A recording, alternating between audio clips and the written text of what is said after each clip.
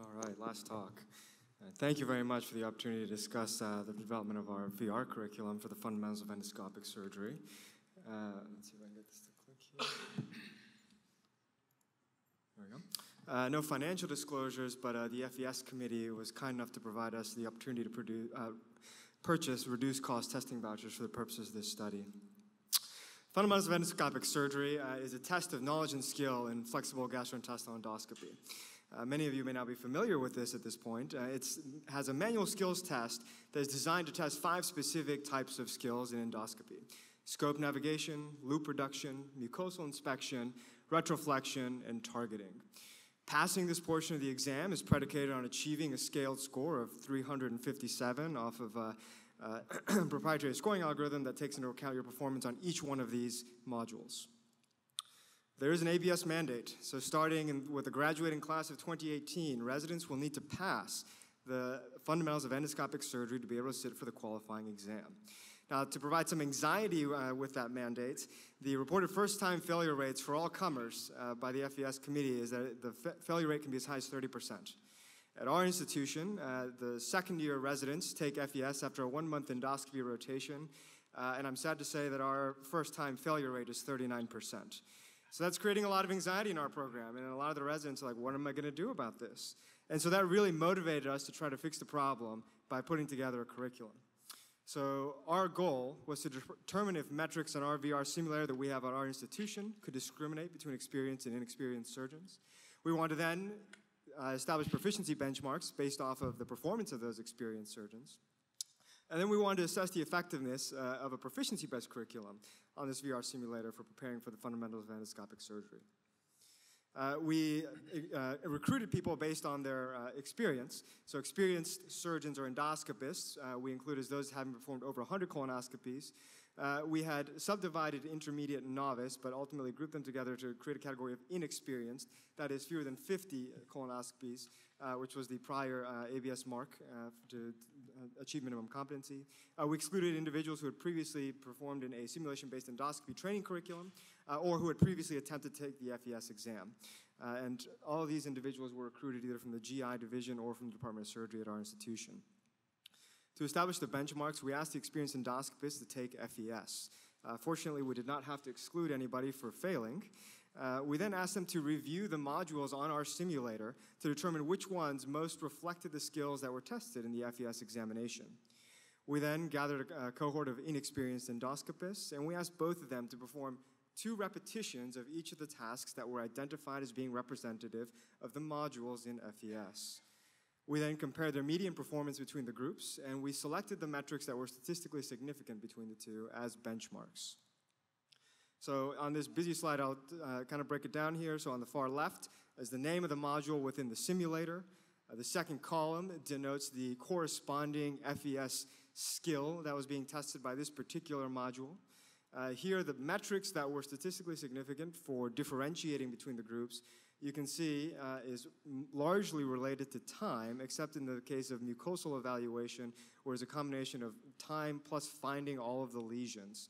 Thus, we took the median performance of the experienced endoscopists to create benchmarks based largely on time and finding the lesions to give our residents a target for what they should achieve before taking the FES examination.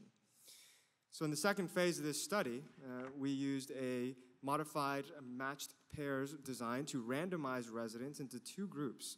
We had a repetition group, and they were assigned the tasks and we asked them to perform the tasks 10 times each. They were not given a benchmark performance to meet. Our proficiency group, however, was asked to meet the benchmark performance regardless of the number of repetitions before they were taking the FES exam.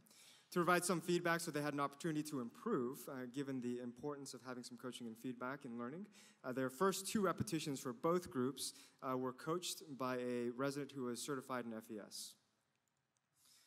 We then took each of these groups through FES testing. We compared the performance between the 2 groups. And to provide a little bit of context, we also compared them to our historical cohort who had not previously had any formal education other than their endoscopy rotation. And then we compared them to the national cohorts of residents who have already taken FES.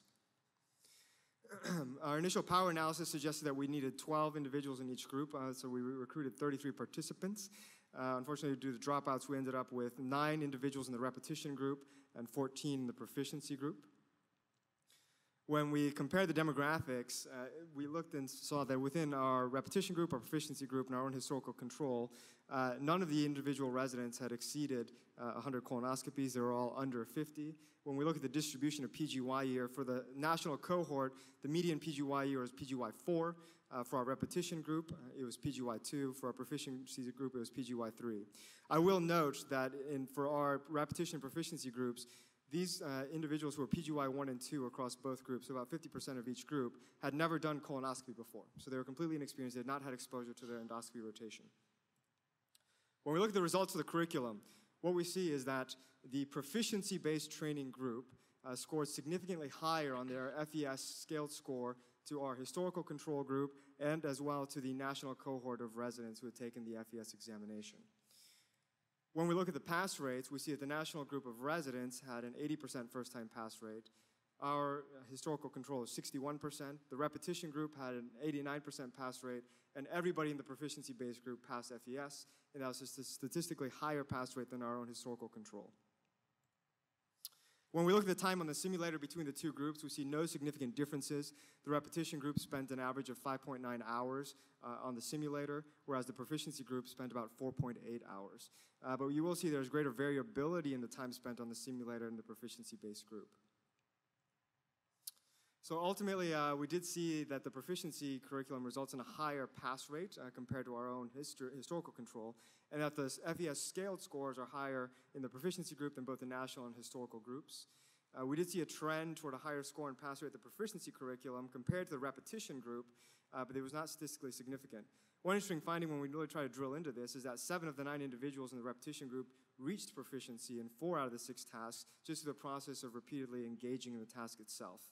And while we saw no difference in the simulator times between the groups, that greater individual variability within the proficiency group is consistent with previous findings, suggesting that different individuals need different times to reach proficiency. Of course, we're limited by the low number of participants in each of our curriculum groups. This was a single institution study, and we only have so many residents. But that being said, our power calculation was initially designed to compare against our historical control, and thus we had a sufficient number to make our conclusions for our proficiency curriculum. And then finally, access to this curriculum is based on availability to the commercially available VR simulator that we have at our institution. While we're not the only institution to have it, certainly this curriculum would be difficult to do without that simulator available.